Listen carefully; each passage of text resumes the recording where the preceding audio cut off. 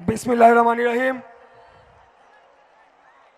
আসন্ন 12ই ফেব্রুয়ারি জাতীয় সংসদ নির্বাচনকে সাফল্যমণ্ডিত করার লক্ষ্যে আয়োজিত আজকের এই জনসভায় আমাদের মাঝে উপস্থিত আছেন বাংলাদেশ জাতীয়তাবাদী দলের চেয়ারম্যান, আমাদের প্রাণপ্রিয় নেতা দেশনায়ক তারেক রহমান এবং মঞ্চে উপস্থিত বিএনপি এবং সকল অঙ্গ ও সহযোগী সংগঠনের নেতৃবৃন্দ, আমার সামনে উপবিষ্ট প্রিয় ভোটার ভাই ও বোনেরা, আসসালামু আলাইকুম।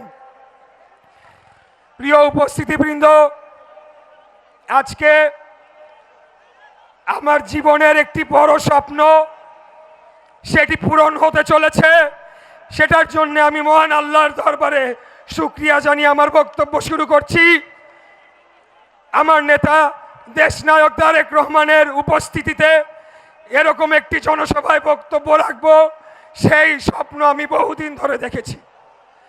প্রিয় উপস্থিতিবৃন্দ, আমি অত্যন্ত সংক্ষিপ্তে আমাদের এই অঞ্চলের মূল কয়েকটি সমস্যার বিষয়ে কথা বলবো, কারণ আমরা সকলে অধীর আগ্রহে অপেক্ষা করে আছি আমাদের নেতা আমাদের জন্য দিক নির্দেশনামূলক বক্তব্য দিবেন।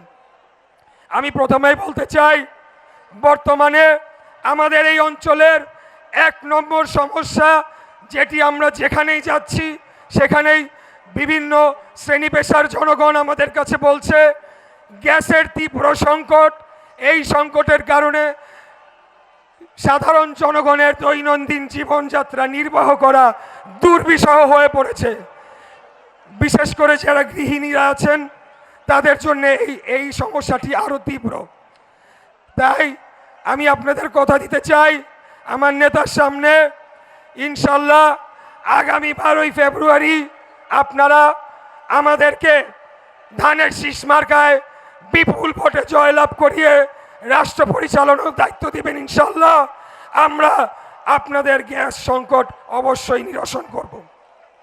আমি দ্বিতীয় কথা বলতে চাই, আমাদের এই অঞ্চলে যানজট, এই যানজটের কারণে আমাদের এখানে বসবাস করা দুর্বিষহ হয়ে পড়েছে।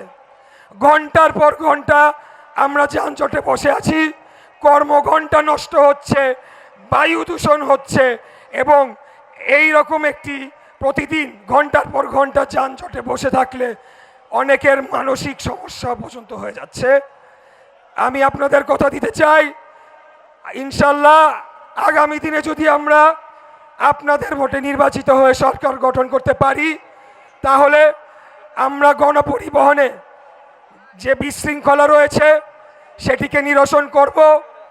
আমাদের বিভিন্ন রাস্তা, বিভিন্ন সড়ক অবৈধভাবে দখল হয়ে স্থাপনা নির্মাণ করা হয়েছে, ফুটপাতে অবৈধ স্থাপনা নির্মাণ করা হয়েছে, লোকজন চলাচল করতে পারে না। আমরা এই সকল অবৈধ স্থাপনা দখলমুক্ত করে সর্বসাধারণের জন্য যানবাহন চলাচলের উপযোগী করে তুলব। তাতে করে কিছুটা হলেও যানজটের সমস্যার নিরসন হবে বলে আমরা বিশ্বাস করি। প্রিয় উপস্থিতিবৃন্দ, আমাদের এই অঞ্চলে আরেকটি অত্যন্ত বড় সমস্যা জলাবদ্ধতা। এই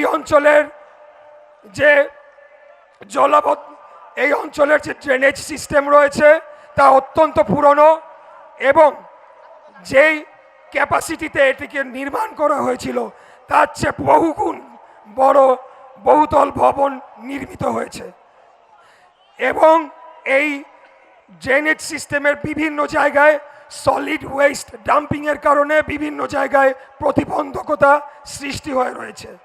আসন্ন বর্ষা মৌসুমের আগে আমরা এই ড্রেনেজ সিস্টেমকে একটা পরীক্ষা নিরীক্ষা করে যেখানে যেখানে ব্লক রয়েছে, প্রতিবন্ধকতা রয়েছে, সেগুলোকে উন্মুক্ত করে ড্রেনেজ সিস্টেমকে সচল করতে চাই, যাতে কিছুটা হলেও আগামী বর্ষা মৌসুমের আগে আমরা এই জলাবদ্ধতা সমস্যা কিছুটা নিরসন করতে পারি।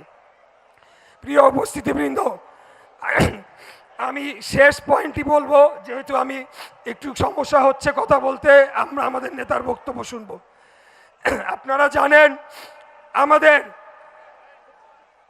রাষ্ট্রের রন্ধ্রে রন্ধ্রে মাদকের প্রবেশ ঘটানো হয়েছে। তরুণ সমাজ, ছাত্র সমাজ, যুবক সমাজকে ধ্বংস করে দেওয়ার জন্যে, বাংলাদেশের রাষ্ট্রকে অন্ধকারে ঠেলে দেওয়ার জন্যে আমাদের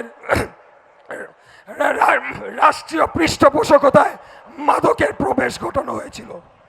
আপনাদের মনে থাকবে, একজন গডফাদার ইয়াবাবদি, তাকে সংসদে পর্যন্ত পাঠানো হয়েছিল। আমরা মনে করি বাংলাদেশকে দীর্ঘমেয়াদে ধ্বংস করে দেওয়ার জন্য আধিপত্যবাদী শক্তি বাংলাদেশের বর্ডার দিয়ে অহরহ মাদক প্রবেশ করিয়েছে।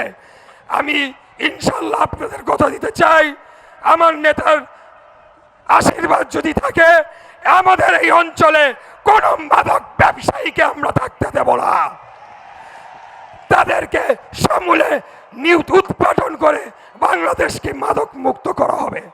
প্রিয় উপস্থিতিবৃন্দ, আমি এই পর্যায়ে দুঃখ প্রকাশ করে আমার বক্তব্য এখানেই শেষ করছি। আসলে আমার আবেগকে ধরে রাখতে পারি নাই। যখন আমাদের নেতা এই পথ দিয়ে আসছেন, তখন তার জন্য স্লোগান ধরা, সেটি আমার একটা অনেক দিনের স্বপ্ন ছিল। সেই স্বপ্ন আমি পূরণ করেছি। আমার নেতা দেশনায়ক তারেক রহমান, উনি যেভাবে আমাকে আগলে রেখেছিলেন, আমার বাবার মৃত্যুর পর এই ধূপখোলা মাঠে ওনার সর্বশেষ জানাজা হয়েছিল। আপনারা জানেন, বাংলাদেশের রাজনীতি অত্যন্ত কঠিন।